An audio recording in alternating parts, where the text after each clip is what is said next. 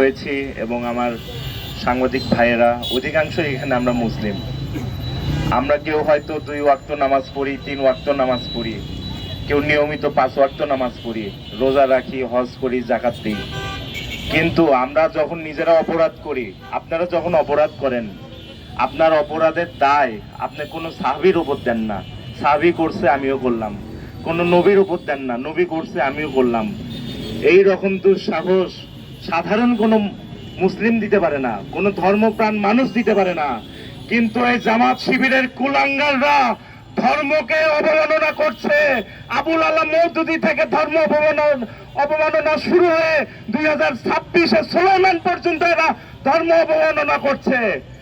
ছাত্র সংঘের কুলাঙ্গাররা ধর্ষণ শুরু করে 1971 থেকে 2026-এর জিসানরা পর্যন্ত ধর্ষণ করে যাচ্ছে।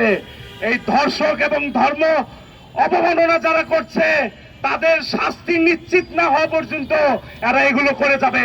আমি আমাদের ধর্মমন্ত্রী কায়কোবাদ ভাইকে জানাতে চাই, আপনি দেখেন এই ধর্ম অবমাননা যারা করছে তাদের দৃষ্টান্তমূলক শাস্তির ব্যবস্থা করুন। আমাদের স্বরাষ্ট্রমন্ত্রী সালাউদ্দিন ভাইকে বলতে চাই, আপনারা দেখেন এদের শাস্তির ব্যবস্থা না করলে এরা আশকারা পেয়ে যাচ্ছে, এরা পার পেয়ে যাচ্ছে, এত বাড়াবাড়ি করলে এরা চলমান থাকবে।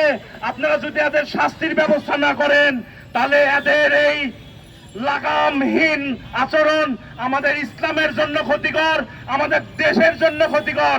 আপনারা জানেন আমাদের চারপাশে ভারত রয়েছে, তো এখানে ইসলামের রক্ষার জন্য বা ইসলামের যে সঠিক আচরণের জন্য, সবার সাথে সাম্য নিরাপদ বাংলাদেশের জন্য এদের যে আশকরা রয়েছে সেই আশকরার থেকে আমাদের বাঁচাতে হবে।